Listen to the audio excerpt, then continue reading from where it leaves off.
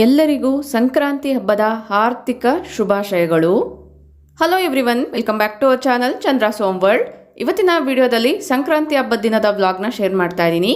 ಈ ಒಂದು ವಿಡಿಯೋದಲ್ಲಿ ಬ್ಯೂಟಿಫುಲ್ ಆಗಿರುವಂತಹ ಟ್ರೆಡಿಷನಲ್ ಅಟೇರ್ ಇರುವಂತಹ ಫೆಸ್ಟಿವಲ್ ವೈಬ್ಸ್ನ ನೀವು ನೋಡ್ಬೋದು.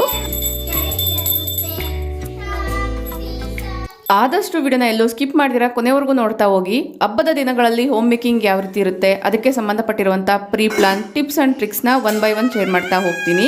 ನಾವು without delay let start the video ನೋಡೋದಕ್ಕಿಂತ ಮುಂಚೆ ನೀವೇನಾದ್ರೂ ನಮ್ಮ ಚಾನಲ್ನ ಫಸ್ಟ್ ಟೈಮ್ ವಿಸಿಟ್ ಮಾಡ್ತಾ ಇದ್ರೆ ಈಗಲೇ ಸಬ್ಸ್ಕ್ರೈಬ್ ಮಾಡ್ಕೊಂಡು ಪಕ್ಕದಲ್ಲಿರುವಂಥ ಬೆಲ್ ಐಕನ್ನ ಕ್ಲಿಕ್ ಮಾಡಿ ಆಲ್ ಅನ್ನೋ ಆಪ್ಷನ್ ಕ್ಲಿಕ್ ಮಾಡೋದ್ರಿಂದ ನಾನು ನೆಕ್ಸ್ಟ್ ವಿಡಿಯೋ ಹಾಕಿದ ಕೂಡಲೇ ನಿಮಗೆ ನೋಟಿಫಿಕೇಶನ್ಸ್ ಅನ್ನೋದು ಬರುತ್ತೆ. ನೀವೇ ಫಸ್ಟಾಗಿ ನಮ್ಮ ವಿಡಿಯೋಸ್ನ ನೋಡ್ಬೋದು.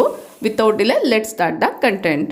ಜನವರಿಯಲ್ಲಿ ಬರುವಂಥ ಹುಣ್ಣಿಮೆ ದಿನ ನಮ್ಮೂರಿನ ಹತ್ರ ಇರುವಂಥ ಬೆಟ್ಟದ ಮೇಲೆ ಜಾತ್ರೆ ಅನ್ನೋದು ಮಾಡ್ತಾರೆ. ಅವತ್ತಿನ ದಿನ ನಮಗೆ ಹೋಗೋಕ್ಕಾಗಲ್ಲ ಅನ್ನೋದ್ರಿಂದ ಹಿಂದಿನ ದಿನನೇ ಹೋಗಿ ಪೂಜೆ ಅನ್ನೋದು ಮಾಡಿಸ್ಕೊಂಬಂದ್ವಿ. ಅಲ್ಲಿನ ವೈಬ್ಸ್ ಇಲ್ಲಿ ನೀವು ನೋಡ್ತಾ ಇದ್ದೀರಾ.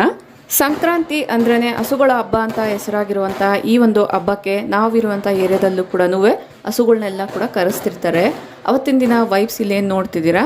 ಸೊ ಹಸುಗಳನ್ನೆಲ್ಲ ಕಿಚ್ಚೆಲ್ಲನೂ ಹಾಕ್ಬಿಟ್ಟು ಅದ್ರ ಮೇಲೆ ಹಾರಿಸ್ತಿರ್ತಾರೆ. ಅದೆಲ್ಲದನ್ನ ಕೂಡ ಜಸ್ಟ್ ಒಂದು ಸ್ಮಾಲ್ ಕ್ಲಿಪ್ಪಿಂಗ್ಸ್ ಆಗಿ ಇಲ್ಲಿ ಆ್ಯಡ್ ಮಾಡ್ತಾ ಇದ್ದೀನಿ.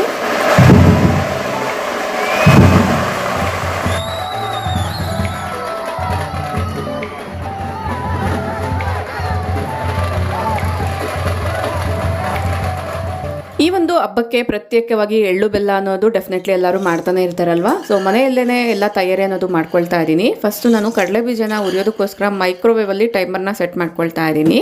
ಸೊ ಇಲ್ಲಿ ಒಂದು 6 ರಿಂದ 7 ನಿಮಿಷದಲ್ಲಿ ಈ ಒಂದು ಕಡಲೆ ಬೀಜ ಅನ್ನೋದು ನೀಟಾಗಿ ಹುರಿದಿರುತ್ತೆ. ಮೇಲೆ ಸಿಪ್ಪೆ ಎಲ್ಲ ಕೂಡ ಕಲರ್ ಚೇಂಜ್ ಆಗಿಲ್ಲ ಅಂದರೂ ಕೂಡ ಒಳಗಡೆ ಕಡಲೆ ಬೀಜ ಕರೆಕ್ಟಾಗಿ ಫ್ರೈ ಆಗಿರುತ್ತೆ. ಸೊ ಇದೇ ರೀತಿ ಕಡಲೆ ಬೀಜನ ನಾವು ಸ್ಟವ್ ಮೇಲೆಲ್ಲ ಇಟ್ಟು ಫ್ರೈ ಮಾಡೋದಾದರೆ ತುಂಬ ಲೋ ಫ್ಲೇಮಲ್ಲೇ ಇಟ್ಕೊಂಡು ಫ್ರೈ ಮಾಡ್ಕೊಳ್ಬೇಕಾಗತ್ತೆ. ಇಲ್ಲ ಅನ್ನೋದಾದರೆ ಕಡಲೆ ಬೀಜದ ಮೇಲೆ ಕಪ್ ಮಾರ್ಕ್ಸ್ ಎಲ್ಲನೂ ಸೀದೋಗಿರುವಂಥ ಮಾರ್ಕ್ಸ್ ಎಲ್ಲ ಆಗುತ್ತೆ ಅಲ್ವಾ. ಸೊ ಅದ್ರ ಬದಲಾಗಿ ನಾನು ಈ ರೀತಿ ಮೈಕ್ರೋವೇವಲ್ಲೇ ಕಡಲೆ ಬೀಜನ ಆದಷ್ಟು ಉರಿತಾ ಇರ್ತೀನಿ.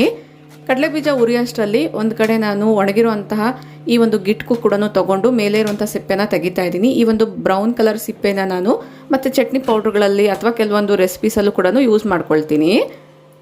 ಕಡಲೆ ಬೀಜ ಎಲ್ಲ ಚೆನ್ನಾಗಿ ಫ್ರೈ ಆಗಿದೆ, ಅದೆಲ್ಲ ಪೂರ್ತಿ ತಣ್ಣಗಾಗಲಿ ಅಷ್ಟರಲ್ಲಿ ನಾನು ಇನ್ನೊಂದು ಗಿಟ್ಕು ಏನಿತ್ತು ಕೊಬ್ಬರಿ ಅದನ್ನು ಕೂಡ ಮೇಲಿನ ಸಿಪ್ಪೆನ ಈ ರೀತಿಯಾಗಿ ತೆಗಿತಾ ಇದ್ದೀನಿ.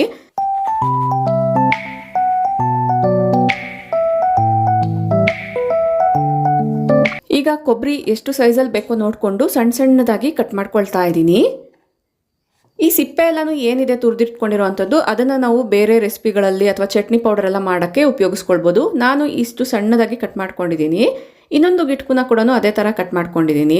ಕಡಲೆ ಬೀಜ ಕ್ರಿಸ್ಪಿಯಾಗಿರೋದಕ್ಕೋಸ್ಕರ ಹುರಿದಿಟ್ಕೊಂಡಿರ್ತೀವಿ.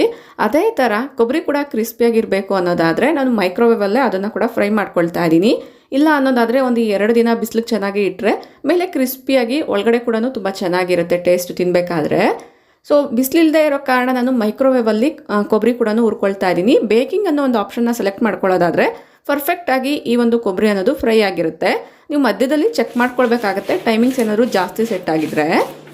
ಈಗ ಕಡಲೆ ಬೀಜ ಎಲ್ಲ ಕೂಡ ಪೂರ್ತಿ ತಣ್ಣಗಾಗಿದೆ. ಸಿಪ್ಪೆ ಎಲ್ಲ ಕೂಡ ತೆಗಿತಾ ಇದ್ದೀನಿ. ಸಿಪ್ಪೆ ಎಲ್ಲ ತೆಗೆದು ಸಪ್ರೇಟ್ ಮಾಡ್ಕೊಳ್ಳೋದಕ್ಕೋಸ್ಕರ ಈ ರೀತಿ ಜಾಲರನ್ನ ಉಪಯೋಗಿಸ್ತಾ ಇದ್ದೀನಿ. ಅಥವಾ ಈ ರೀತಿ ಕೇರಕ್ಕೆಲ್ಲನೂ ಬರೋದಾದರೆ ಈಸಿಯಾಗಿ ಸಿಪ್ಪೆನ ಸಪ್ರೇಟ್ ಮಾಡ್ಕೊಳ್ಬೋದು. ಬೆಳೆದಿರುವಂಥ ಕಡಲೆ ಬೀಜ ಆಗಿರೋದ್ರಿಂದ ಸಣ್ಣ ಕಡಲೆ ಬೀಜ ಎಲ್ಲ ಕೂಡ ಇದೆ. ಅದೆಲ್ಲದನ್ನ ಕೂಡ ನೀಟಾಗಿ ತೆಗೆದು ಸಿಪ್ಪೆ ಎಲ್ಲ ಕೂಡ ನೀಟಾಗಿ ಶೋಧಿಸ್ಬಿಟ್ಟು ಈ ರೀತಿಯಾಗಿ ರೆಡಿ ಮಾಡಿ ಇಟ್ಕೊಂಡಿದ್ದೀನಿ. ಅಷ್ಟರಲ್ಲಿ ಕೊಬ್ಬರಿ ಕೂಡ ಚೆನ್ನಾಗಿ ಫ್ರೈ ಆಗಿದೆ. ಅದನ್ನು ಕೂಡ ಒಂದು ಬೌಲಲ್ಲಿ ಸೇರಿಸ್ಕೊಳ್ತಾ ಇದ್ದೀನಿ. ಒಂದು ಅಗಲವಾಗಿರುವಂಥ ಪಾತ್ರೆನ ತೊಗೊಂಡು ಹುರಿದಿರೋವಂಥದ್ದೆಲ್ಲ ಕೂಡ ಅದರಲ್ಲಿ ಹಾಕ್ಕೊಳ್ತಾ ಇದ್ದೀನಿ. ಕಡಲೆ ಪಪ್ಪನ್ನ ಕೂಡ ಅದೇ ಥರ ಹುರಿದು ಇಟ್ಕೊಂಡಿದ್ದೀನಿ. ಪೂರ್ತಿ ತಣ್ಣಗಾಗಲಿ ಅಷ್ಟರಲ್ಲಿ ನಾನು ಎಳ್ಳು ಕೂಡ ಹುರ್ಕೊಳ್ತಾ ಇದ್ದೀನಿ. ನಾನಿಲ್ಲಿ ತಡ್ಕ ಹಾಕುವಂಥ ಪ್ಯಾನಲ್ಲೇ ಎಳ್ಳನ್ನ ಹುರ್ಕೊಳ್ತಾ ಇದ್ದೀನಿ. ಯಾಕಂದರೆ ಇದು ಚಿಟಪಟ ಅನ್ಬೇಕಾದ್ರೆ ಆ ಕಡೆ ಈ ಕಡೆ ಎಲ್ಲ ಸಿಡಿಯುತ್ತೆ ಅನ್ನೋದ್ರಿಂದ ಕ್ಯೂಟಾಗಿರುವಂಥ ಒಂದು ತಡ್ಕ ಪ್ಯಾನ್ನ ತೊಗೊಂಡು ಅದರಲ್ಲೇ ಎಳ್ಳೆಲ್ಲ ಕೂಡ ಹುರಿದಿಟ್ಕೊಂಡಿದ್ದೀನಿ. ಈಗ ಎಲ್ಲದನ್ನ ಕೂಡ ಸೇರಿಸ್ಕೊಳ್ತಾ ಇದ್ದೀನಿ. ಬೆಲ್ಲನ ಮಾತ್ರ ನಾನು ಹೊರಗಡೆಯಿಂದ ತರಿಸ್ಕೊಂಡಿದ್ದೆ ಸಣ್ಣದಾಗಿ ಕಟ್ ಮಾಡಿಟ್ಟಿರುವಂಥದ್ದನ್ನು. ಈಗ ಎಲ್ಲದನ್ನ ಕೂಡ ಮಿಕ್ಸ್ ಮಾಡಿಕೊಂಡು ಸ್ವಲ್ಪ ಕಲರ್ ಚೇಂಜ್ ಆಗಲಿ ಅನ್ನೋದ್ರಿಂದ ಸೋಂಪು ಅನ್ನೋದು ಇತ್ತು ಈ ರೀತಿ ಕಲರ್ಫುಲ್ ಆಗಿರುತ್ತೆ ಅನ್ನೋದ್ರಿಂದ ಅದನ್ನು ಕೂಡ ಒಂದು 2 ಸ್ಪೂನಷ್ಟು ಹಾಕ್ಬಿಟ್ಟು ಚೆನ್ನಾಗಿ ಮಿಕ್ಸ್ ಮಾಡಿಕೊಂಡು ಲಿಡ್ನ ಕ್ಲೋಸ್ ಮಾಡಿಬಿಟ್ಟು ಒಂದು ಕಡೆ ಇಟ್ಕೊಳ್ತಾ ಇದ್ದೀನಿ.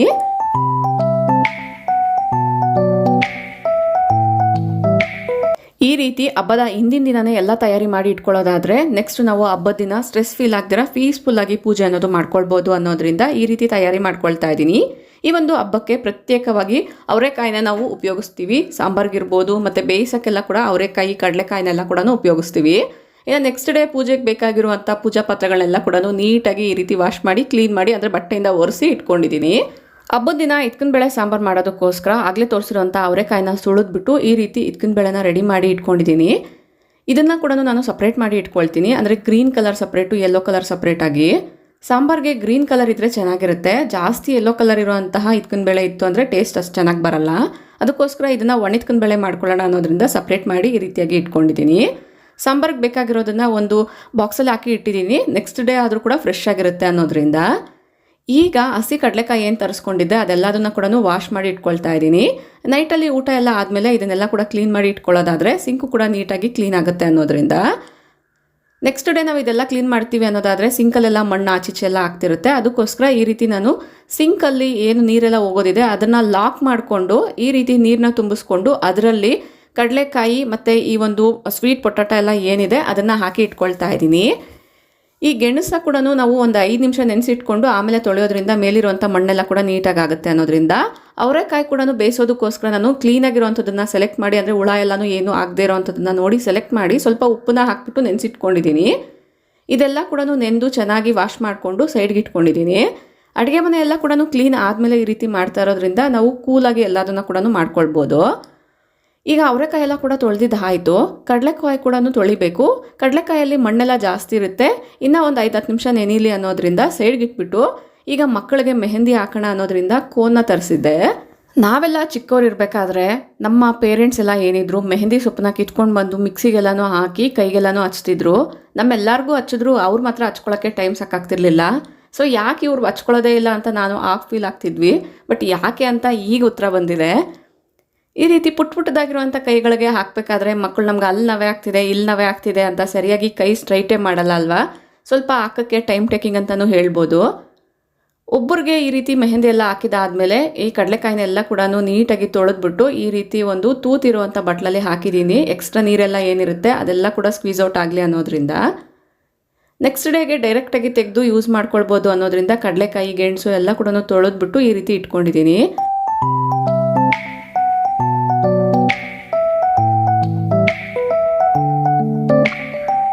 ಈಗ ಇನ್ನೊಂದು ಪುಟಾಣಿಗೆ ಕೈಗೆ ಮೆಹಂದಿನ ಹಾಕ್ತಾ ಇದ್ದೀನಿ. ಬಟ್ ಈ ರೀತಿ ಮೆಹಂದಿ ಹಾಕಬೇಕಾದ್ರೆ ಸ್ವಲ್ಪ ತಣ್ಣಗೆ ಫೀಲ್ ಆಗ್ತಿರುತ್ತೆ ಅಲ್ವಾ, ಅವರು ಆಚೀಚೆ ಮಾಡ್ತಿರ್ತಾರೆ. ಬಟ್ ಈ ಪುಟ್ಟದಾಗಿರುವಂಥ ಕೈಗಳಿಗೆ ಮೆಹಂದಿನ ಹಾಕಿದಾಗ ನೋಡೋಕ್ಕೆ ತುಂಬ ಚೆನ್ನಾಗಿರುತ್ತೆ. ಬಟ್ ಹಾಕಬೇಕಾದ್ರೆ ಸ್ವಲ್ಪ ಕಷ್ಟ ಆಗುತ್ತೆ, ಕೈ ಆ ಕಡೆ ಈ ಕಡೆ ಎಲ್ಲ ಕೂಡ ಮೂವ್ ಮಾಡ್ತಿರ್ತಾರಲ್ವ. ಅದಕ್ಕೋಸ್ಕರ ಮೆಹಂದಿ ಎಲ್ಲನೂ ಹಾಕಿದ್ಮೇಲೆ ಈ ರೀತಿಯಾಗಿ ಕಾಣಿಸ್ತಾ ಇದೆ.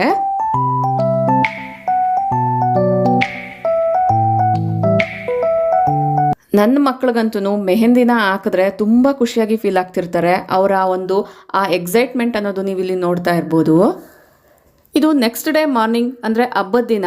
ಅವತ್ತಿನ ದಿನ ಸ್ವಲ್ಪ ಹರಿಬರಿ ಇದ್ದಿದ್ದರಿಂದ ನಿಮ್ಮೆಲ್ಲರಿಗೂ ಕೂಡ ವಿಶ್ ಮಾಡೋಕ್ಕಾಗಿರಲಿಲ್ಲ. ಬಿಲೇಟೆಡಾಗಿ ಆಗಿದ್ರೂ ಕೂಡ ಎಲ್ಲರಿಗೂ ಕೂಡ ಸಂಕ್ರಾಂತಿ ಹಬ್ಬದ ಆರ್ಥಿಕ ಶುಭಾಶಯಗಳು. ನೀವೆಲ್ಲ ಸಂಕ್ರಾಂತಿ ಹಬ್ಬನ ಯಾವ ರೀತಿ ಸೆಲೆಬ್ರೇಟ್ ಮಾಡ್ಕೊಂಡ್ರಿ ಅನ್ನೋದನ್ನು ನನಗೆ ಕಮೆಂಟ್ ಮಾಡಿ ತಿಳಿಸಿ. ನೆಕ್ಸ್ಟ್ ಡೇ ಮಾರ್ನಿಂಗ್, ಅಂದರೆ ಹಬ್ಬದ ದಿನದ ಬೆಳಗಿನ ಜಾವ ಈ ಒಂದು ವೈಬ್ಸ್ನ ತೋರಿಸ್ತಿದ್ದೀನಿ. ಮೆಹಂದಿ ಎಲ್ಲ ಕೂಡ ಈ ರೀತಿ ಹಾಕ್ಕೊಂಡಿದ್ವಲ್ಲ, ಯಾವ ರೀತಿ ಕಲರ್ ಬಂದಿದೆ ಅಂತ ಇಲ್ಲಿ ನೀವು ಅಬ್ಸರ್ವ್ ಮಾಡ್ಬೋದು. ಮನೆ ಕ್ಲೀನಾಗಿತ್ತು ಅಂದರೆ ಬೇರೆ ಕೆಲಸಗಳೆಲ್ಲ ಕೂಡ ಈಸಿಯಾಗಿ ಮುಗ್ದೋಗ್ಬಿಡುತ್ತೆ. ಹಬ್ಬದ ದಿನ ಮನೆ ಬೇಗ ಕ್ಲೀನ್ ಮಾಡ್ಕೊಳ್ಬೇಕು ಅಂತ ತುಂಬ ಬೇಗ ಎದ್ದೇಳ್ತಿರ್ತೀವಲ್ವ. ಹೆಲ್ಪರ್ ಸಹಾಯ ಏನಾದರೂ ತೊಗೊಳೋದಾದರೆ ಅವರು ಸ್ವಲ್ಪ ಬೇಗ ಬಂದು ಕೆಲಸನ ಮಾಡಿಕೊಟ್ರೆ ಚೆನ್ನಾಗಿರುತ್ತೆ ಅಂತ ಅಂದ್ಕೊಳ್ತಿರ್ತೀವಿ. ಮನೆಯೆಲ್ಲ ಕ್ಲೀನಾಗಿದೆ, ಬಟ್ ರಂಗೋಲಿ ಹಾಕೋಕ್ಕೆ ಆಲ್ಮೋಸ್ಟ್ 1 hour ಟೈಮ್ ಬೇಕಾಗುತ್ತೆ. ರಂಗೋಲಿನ ಇಲ್ಲಿ ನೀವು ಅಬ್ಸರ್ವ್ ಮಾಡ್ತಾ ಇರ್ಬೋದು.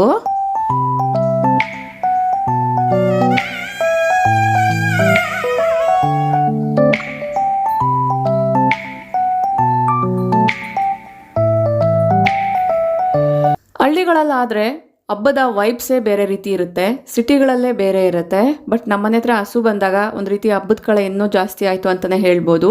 ಅದು ಕೂಡ ಈ ಒಂದು ಸಂಕ್ರಾಂತಿ ಹಬ್ಬಕ್ಕೆ ಮೇಯ್ನಾಗಿ ಈ ರೀತಿ ಮನೆ ಮುಂದೆ ಹಸು ಬಂದರೆ ತುಂಬ ಒಳ್ಳೆಯದಾಗುತ್ತೆ ಅಂತ ಹೇಳ್ತಾರೆ. ಜಸ್ಟ್ ಸಿಂಪಲ್ಲಾಗಿ ಎಲ್ಲ ರೀತಿಯ ಅರೇಂಜ್ಮೆಂಟ್ಸ್ ಅನ್ನೋದು ಮಾಡ್ಕೊಂಡಿದ್ದೀವಿ. ಈ ಒಂದು ರಂಗೋಲಿನ ಮೇಲೆಯಿಂದ ನೋಡಿದಾಗ ತುಂಬಾ ಬ್ಯೂಟಿಫುಲ್ಲಾಗಿ ಕಾಣಿಸ್ತಿತ್ತು. ಒನ್ಸ್ ನಾವು ರಂಗೋಲಿ ಏನಾದರೂ ಕಲರ್ಫುಲ್ಲಾಗಿ ಹಾಕಿದ್ದೀವಿ ಅಂದರೆ ಪದೇ ಪದೇ ಹೋಗಿ ಚೆಕ್ ಮಾಡ್ಕೊಳ್ತಿರ್ತೀವಲ್ವ. ನೀವು ಅಷ್ಟೇನಾ? ಕಮೆಂಟ್ ಮಾಡಿ ತಿಳಿಸಿ. ಈಗ ಸ್ನಾನ ಎಲ್ಲ ಮಾಡ್ಕೊಂಡು ಬಂದಿದ್ದಾಯಿತು. ನೆಕ್ಸ್ಟ್ ತಯಾರಿ, ಪೂಜೆಗೆ ತಯಾರಿ ಮಾಡ್ಕೊಳ್ಬೇಕು, ಅಡುಗೆಗೂ ಕೂಡ ತಯಾರಿ ಮಾಡ್ಕೊಳ್ಬೇಕು. ಅಡುಗೆಗೆ ಹಬ್ಬದ ಅಡುಗೆ ಅಂದರೆ ವೆರೈಟೀಸ್ ಆಫ್ ಡಿಶಸ್ ಮಾಡಬೇಕಾಗತ್ತೆ. ಏನೇನು ಅಡುಗೆನ ಮಾಡಿದ್ದೀನಿ, ಯಾವ್ಯಾವ ರೀತಿ ಎಲ್ಲ ಕೂಡ ತಯಾರಿ ಮಾಡ್ಕೊಳ್ತಾ ಇದ್ದೀನಿ, ಎಲ್ಲದನ್ನು ಕೂಡ ನೋಡ್ತಾ ಹೋಗ್ತೀರಾ. ಫಸ್ಟ್ ನಾನು ಈ ಒಂದು ಕುಕ್ಕರ್ಸ್ ಎಲ್ಲ ಏನಿರುತ್ತೆ ಒಂದೊಂದು ಒಲೆ ಮೇಲೆ ಒಂದೊಂದು ಕುಕ್ಕರ್ನ ಇಟ್ಟು ಅಡುಗೆನ ಸ್ಟಾರ್ಟ್ ಮಾಡ್ಕೊಳ್ತಾ ಇದ್ದೀನಿ. ಯೂಶ್ವಲಿ ನಾನು ಮೊಸರನ್ನ ಮಾಡೋದಕ್ಕೋಸ್ಕರ ಬೆಳಗ್ಗೆ ಹಾಲಿಗೆ ಹೆಪ್ಪಾಕ್ತಿರ್ತೀನಿ. ಸೆರಾಮಿಕ್ ಪಾತ್ರೆಯಲ್ಲಿ ಕಾಯಿಸಿರುವಂಥ ಬೆಚ್ಚಗಿರುವಂಥ ಹಾಲನ್ನ ಹಾಕ್ಬಿಟ್ಟು ಸ್ವಲ್ಪ ಎಪ್ಪನ್ನ ಕೂಡ ಹಾಕ್ಬಿಟ್ಟು ಲಿಡ್ನ ಕ್ಲೋಸ್ ಮಾಡಿ ಸೈಡ್ಗೆ ಇಟ್ಕೊಳ್ತಾ ಇದ್ದೀನಿ. ಈಗ ರಾತ್ರಿ ತೊಳೆದಿಟ್ಟಿರುವಂತಹ ಹಸಿ ಕಡಲೆಕಾಯಿ ಮತ್ತು ಅದ್ರ ಜೊತೆಗೆ ಸ್ಮೆಲ್ ಚೆನ್ನಾಗಿ ಬರಲಿ ಅನ್ನೋದ್ರಿಂದ ನಾನು ತುಳಸಿನ ಯೂಸ್ ಮಾಡ್ತಾ ಇದ್ದೀನಿ. ಇದನ್ನು ನಾಯಿ ತುಳಸಿ ಅಂತ ಕೂಡ ಹೇಳ್ತಾರೆ. ನಿಮ್ಗೆ ಗೊತ್ತಾ ಇದ್ರ ಬಗ್ಗೆ ಕಮೆಂಟ್ ಮಾಡಿ ತಿಳಿಸಿ. ಕಡಲೆಕಾಯಿ ಬೇಯಿಸ್ಬೇಕಾದ್ರೆ ನೀರು ಜಾಸ್ತಿ ಹಾಕಿ ಉಪ್ಪು ಕೂಡ ಜಾಸ್ತಿ ಹಾಕ್ಕೊಳ್ಬೇಕಾಗುತ್ತೆ, ಆಗ ಮಾತ್ರ ರುಚಿ ಚೆನ್ನಾಗಿರುತ್ತೆ. ಲಿಡ್ನ ಕ್ಲೋಸ್ ಮಾಡಿಬಿಟ್ಟು ಒಂದು 4 ವಿಸಿಲ್ ಹೊಡ್ಸ್ಕೊಂಡ್ರೆ ಸಾಕಾಗುತ್ತೆ. ಇನ್ನೊಂದು ಕಡೆ ಕುಕ್ಕರಲ್ಲಿ ನಾನು ಲೆಮನ್ ರೈಸ್ ಮಾಡೋದಕ್ಕೋಸ್ಕರ ಸ್ವಲ್ಪ ರೈಸ್ನ ಕೂಡ ತೊಳೆದ್ಬಿಟ್ಟು ಈ ರೀತಿ ಒಂದು ಕುಕ್ಕರಲ್ಲಿ ಹಾಕಿ ಲಿಡ್ನ ಕ್ಲೋಸ್ ಮಾಡಿ ಸ್ಟವ್ ಮೇಲೆ ಇಟ್ಟಿದ್ದೀನಿ. ಇದೆರಡೂ ಆಗಬೇಕಾದ್ರೆ ನಮಗೆ ಇನ್ನೂ ಒಂದು ಸ್ಟವ್ ಇದ್ದಿದ್ರೆ ಇನ್ನೂ ಬೇಗ ಅಡುಗೆ ಆಗುತ್ತೇನೋ ಅಂತ ಅನಿಸ್ತಿತ್ತು. ಅದಕ್ಕೋಸ್ಕರ ಏನು ಮಾಡಿದ್ದೀನಿ ಅಂತ ತೋರಿಸ್ತೀನಿ. ಅದಕ್ಕಿಂತ ಮುಂಚೆ ನಾನು ಇಂದಿನ ರಾತ್ರಿಯಲ್ಲೇ ಕರಿಬೇವು ಕೂಡ ಹೊಸದಾಗಿ ತರಿಸಿ ತೊಳೆದು ಇಟ್ಟಿದ್ದೆ. ಅದರಲ್ಲಿರುವಂಥ ನೀರೆಲ್ಲ ಕೂಡ ಹೋಗಿದೆ. ಈಗ ನಾನು ಒಂದು ಬಾಕ್ಸಲ್ಲಿ ಹಾಕ್ಕೊಂಡು ಸ್ಟೋರ್ ಮಾಡ್ಕೊಳ್ತಾ ಇದ್ದೀನಿ, ಫ್ರಿಜ್ಜಲ್ಲಿ. ಯೂಶ್ವಲಿ ಪ್ರತಿದಿನ ಕೂಡ ಅಡುಗೆ ಮಾಡಬೇಕಾದ್ರೆ ಅಷ್ಟೊಂದು ಅರಿಬರಿ ಆಗಲ್ಲ, ಯಾಕಂದರೆ ಮಾಡುವಂಥ ಡಿಶಸ್ ಕೇವಲ 1 ಅಥವಾ 2 ಆಗಿರುತ್ತೆ. ಹಬ್ಬದ ದಿನ ಸ್ವಲ್ಪ ಅಡುಗೆ ಜಾಸ್ತಿ ಮಾಡಬೇಕಾಗಿತ್ತು, ಅದಕ್ಕೋಸ್ಕರ 2 ಬರ್ನರ್ ಸ್ಟವ್ ಏನಿದೆ ಅದ್ರ ಮೇಲೆ ಸಾಕಾಗಲ್ಲ ಅನ್ನೋದ್ರಿಂದ ಮನೇಲಿದ್ದಂತಹ ಇಂಡಕ್ಷನ್ ಸ್ಟವ್ನ ಯೂಸ್ ಮಾಡಿಕೊಂಡು ಪೊಂಗಲ್ಗೆ ಬೇಕಾಗಿರುವಂತಹ ಹೆಸರುಬೇಳೆ ಅಕ್ಕಿನ ಫ್ರೈ ಮಾಡ್ತಾ ಇದ್ದೀನಿ ಸ್ವಲ್ಪ ತುಪ್ಪನ ಹಾಕ್ಕೊಂಡು. ಅಬ್ಸರ್ವ್ ಮಾಡ್ತಾ ಇದ್ದೀರಲ್ಲ, ಮಧ್ಯ ಮಧ್ಯದಲ್ಲಿ ರಂಗೋಲಿನ ಬಂದು ನೋಡ್ತಾನೆ ಇರ್ತೀವಿ. ಅಂದರೆ ಈ ರೀತಿ ಏನಾದರೂ ಕಲರ್ಫುಲ್ಲಾಗಿ ಬ್ಯೂಟಿಫುಲ್ಲಾಗಿ ಏನಾದರೂ ರಂಗೋಲಿನ ಹಾಕಿದ್ದೀವಿ ಅಂದರೆ ನಾವು ಹಾಕಿರುವಂಥ ರಂಗೋಲಿನೇ ಆದರೂ ಪ್ರತಿ ಸಲ ಹೋಗಿ ಚೆಕ್ ಮಾಡ್ಕೊಳ್ತಿರ್ತೀವಲ್ವ. ಇದೆಲ್ಲ ಮಾಡೋಷ್ಟರಲ್ಲಿ ಕಡಲೆಕಾಯಿ ಬೇಯಿಸೋಕೆ ಇಟ್ಟಿರುವಂಥ ಕುಕ್ಕರಲ್ಲಿ ಗ್ಯಾಸ್ ಅನ್ನೋದು ಸೈಡಲ್ಲಿ ಹೋಗ್ತಿತ್ತು. ಲಿಡ್ನ ಓಪನ್ ಮಾಡಿ ಮತ್ತೆ ಅದೆಲ್ಲ ಕೂಡ ಸ್ವಲ್ಪ ಚೇಂಜಸ್ ಮಾಡ್ಕೊಳ್ತಾ ಇದ್ದೀನಿ. ಸೊ ಇಲ್ಲಿವರೆಗೂ ನಾನು ಅಡುಗೆಗೆ ಸಂಬಂಧಪಟ್ಟಿರುವಂಥ ಕ್ಲಿಪ್ಪಿಂಗ್ಸ್ನ ಆ್ಯಡ್ ಮಾಡಿದ್ದೀನಿ. ನೆಕ್ಸ್ಟ್ ನಾನು ಇದೆಲ್ಲ ಕೂಡ ಶೂಟ್ ಮಾಡೋಕ್ಕೆ ಹೋಗಿಲ್ಲ, ಯಾಕಂದರೆ ಆ್ಯಸ್ ಯೂಶ್ವಲ್ ಎಲ್ಲರೂ ಮಾಡುವಂಥ ಅಡುಗೆನೇ ಆಗಿರೋದ್ರಿಂದ. ನೆಕ್ಸ್ಟ್ ಇಲ್ಲಿ ನೋಡ್ತಾ ಇರ್ಬೋದು ಪೂಜೆ ಎಲ್ಲನೂ ಆಗಿದೆ.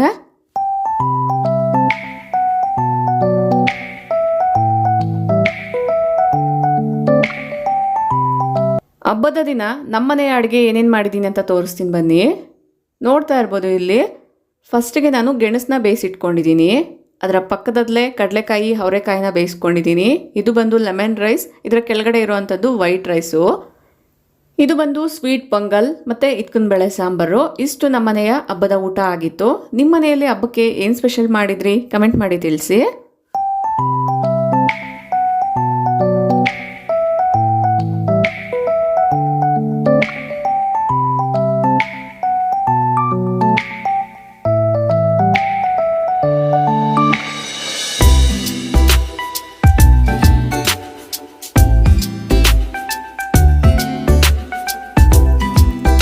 ಊಟ ಮಾಡಿ ಸ್ವಲ್ಪ ರೆಸ್ಟ್ ಮಾಡೋಣ ಅನ್ನಷ್ಟರಲ್ಲಿ ಒಂದು ಪಾರ್ಸಲ್ ಕೂಡ ರಿಸೀವ್ ಆಗಿತ್ತು. ಈ ರೀತಿ ಹಬ್ಬದ ದಿನ ಏನಾದರೂ ಗಿಫ್ಟ್ ಬಂತು ಅಥವಾ ಪಾರ್ಸಲ್ ಬಂತು ಅಂದರೆ ಅದನ್ನು ನೋಡೋಕ್ಕೆ ತುಂಬ ಖುಷಿ ಆಗುತ್ತೆ ಅಲ್ವಾ. ನೆಕ್ಸ್ಟು ಈವ್ನಿಂಗು ಎಲ್ಲರಿಗೂ ಕೂಡ ಎಳ್ಳು ಬೆಲ್ಲ ಎಲ್ಲ ಕೂಡ ಕೊಡ್ತಿರ್ತೀವಲ್ವ, ಅದಕ್ಕೋಸ್ಕರ ಪ್ಯಾಕಿಂಗು ತಯಾರಿ ಅನ್ನೋದು ಶುರು ಆಗಿದೆ. ಫಸ್ಟಿಗೆ ನಾನು ಈ ರೀತಿ ಪೌಚಸ್ ಏನಿರುತ್ತೆ ಜಿಪ್ಲಾಕ್ ಕವರ್ಸು, ಅದರಲ್ಲಿ ಎಳ್ಳು ಬೆಲ್ಲ ಎಲ್ಲ ಏನಿರುತ್ತೆ ಮಿಕ್ಸ್ಚರು, ಅದನ್ನು ಈ ರೀತಿಯಾಗಿ ಪ್ಯಾಕ್ ಮಾಡ್ಕೊಳ್ತಾ ಇದ್ದೀನಿ. ಎಷ್ಟು ಜನ ಮನೆಗಳಿಗೆ ಕೊಡಬೇಕು ಅಂತ ನೋಡಿಕೊಂಡು ಈ ರೀತಿ ಕವರ್ಸಲ್ಲಿ ನಾನು ಪ್ಯಾಕ್ ಮಾಡ್ಕೊಳ್ತಾ ಇದ್ದೀನಿ. ಸಣ್ಣ ಮಕ್ಕಳು ಮನೆಯಲ್ಲಿದ್ದರೆ ಎಲ್ಲರ ಮನೆಗೂ ಹೋಗಿ ಎಳ್ಳೆಲ್ಲ ಕೂಡ ಬೀರಿ ಬರ್ತಾರಲ್ವ, ಹೋಗ್ಬೇಕಾದ್ರೆ ತುಂಬ ಮುದ್ದಾಗಿ ತಯಾರಿ ಆಗಿರ್ತಾರೆ. ಅದನ್ನು ನೋಡೋದೇ ಒಂದು ರೀತಿ ಖುಷಿ. ನಾನು ನನ್ನ ಮಕ್ಕಳನ್ನ ಯಾವ ರೀತಿ ತಯಾರಿ ಮಾಡಿದ್ದೀನಿ ಅನ್ನೋದು ಕೂಡ ತೋರಿಸ್ತಾ ಹೋಗ್ತೀನಿ. ಆದಷ್ಟು ವಿಡಿಯೋನ ಎಲ್ಲೋ ಸ್ಕಿಪ್ ಮಾಡಿದಿರ ಕೊನೆವರೆಗೂ ನೋಡ್ತಾ ಹೋಗಿ. ಎಲ್ಲದನ್ನು ಪ್ಯಾಕಿಂಗ್ ಮಾಡಿದ ಆದಮೇಲೆ ಸಪ್ರೇಟಾಗಿ ಬ್ಯಾಗ್ಸಲ್ಲಿ ಈ ರೀತಿಯಾಗಿ ಹಾಕಿ ಇಡ್ತಾ ಇದ್ದೀನಿ. ಮಕ್ಕಳು ತೊಗೊಂಡು ಹೋಗ್ತಾ ಇರೋದ್ರಿಂದ ಒಂದೊಂದು ಮನೆಗೆ ಒಂದೊಂದು ಬ್ಯಾಗ್ನ ತೊಗೊಂಡೋದ್ರೆ ಈಸಿಯಾಗಿ ಅವರು ಕೂಡ ಕ್ಯಾರಿ ಮಾಡ್ಬೋದು ಅನ್ನೋದ್ರಿಂದ ಈ ರೀತಿ ಎಲ್ಲದನ್ನ ತಯಾರಿ ಮಾಡಿ ಒಂದು ಕಡೆ ಇಟ್ಕೊಳ್ತಾ ಇದ್ದೀನಿ. ಈಗ ಮಕ್ಕಳನ್ನ ಟ್ರೆಡಿಷನಲ್ ವೇರಲ್ಲಿ ನೀಟಾಗಿ ರೆಡಿ ಮಾಡಿಬಿಟ್ಟು ಪೂಜೆ ಮಾಡ್ಸೋಕ್ಕೆ ಕೂರಿಸ್ತಾ ಇದ್ದೀನಿ.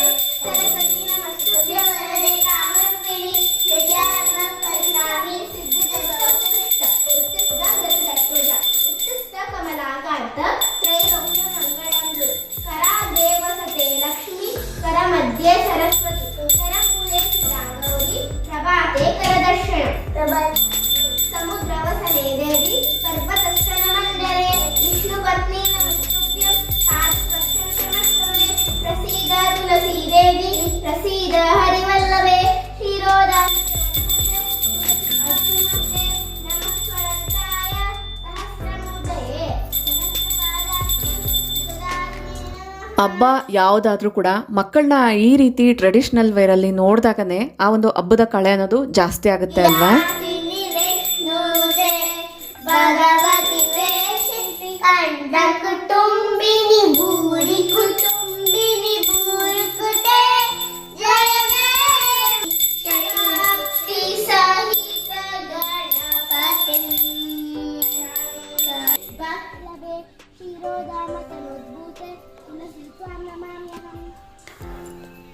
ನನ್ನ ಮಕ್ಕಳಿಗೆ ಈ ರೀತಿ ಕ್ಯೂಟಾಗಿ ಜಡೆನ ಹಾಕ್ಕೊಂಡು ಓಲ್ ಡೇ ಮನೆಯೆಲ್ಲ ಸುತ್ತಾಡಬೇಕು ಅನ್ನೋದು ತುಂಬ ಖುಷಿ ಆಗುತ್ತೆ.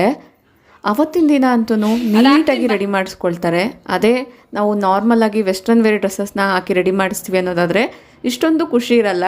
ಡ್ರೆಸ್ ಯಾವುದೇ ಆದರೂ ಜಡೆ ಅನ್ನೋದು ಹಾಕ್ಬಿಟ್ರೆ ತುಂಬ ಖುಷಿಯಾಗಿ ಫೀಲ್ ಆಗ್ತಿರ್ತಾರೆ. ನೋಡಿದ್ರಲ್ವಾ ಫ್ರೆಂಡ್ಸ್, ನಮ್ಮನೆಯ ಹಬ್ಬದ ವೈಬ್ಸ್ ಯಾವ ರೀತಿ ಇತ್ತು ಅಂತ. ಐ ಹೋಪ್ ಈ ಒಂದು ವಿಡಿಯೋ ನಿಮ್ಮೆಲ್ಲರಿಗೂ ಕೂಡ ಯೂಸ್ಫುಲ್ ಆಗಿದೆ, ಇಂಟ್ರೆಸ್ಟಿಂಗ್ ಆಗಿದೆ, ಮೋಟಿವೇಶ್ನಲ್ ಆಗಿದೆ ಅಂತ ಅಂದ್ಕೊಳ್ತೀನಿ. ಯೂಸ್ಫುಲ್ ಆಯಿತು ಅನಿಸಿದ್ರೆ ಈಗ ಒಂದು ಲೈಕ್ ಮಾಡಿ, ನಿಮ್ಮ ಫ್ರೆಂಡ್ಸ್ ಆ್ಯಂಡ್ ಫ್ಯಾಮಿಲಿ ಜೊತೆಗೂ ಶೇರ್ ಮಾಡಿ, ನಿಮ್ಮ ಅನಿಸಿಕೆ ಅಭಿಪ್ರಾಯಗಳನ್ನ ನನಗೆ ಕಮೆಂಟಲ್ಲಿ ತಿಳಿಸಿ. ಇದೇ ರೀತಿಯಾಗಿರುವಂಥ ಇನ್ನೊಂದು ಇಂಟ್ರೆಸ್ಟಿಂಗ್ ವಿಡಿಯೋ ಜೊತೆಗೆ ಮತ್ತೆ ಸಿಗ್ತೀನಿ. ಅಲ್ಲಿವರೆಗೂ ಟೇಕ್ ಕೇರ್, ಬಾಯ್ ಬಾಯ್, ನಮಸ್ತೆ, ಥ್ಯಾಂಕ್ ಯು ಫಾರ್ ವಾಚಿಂಗ್.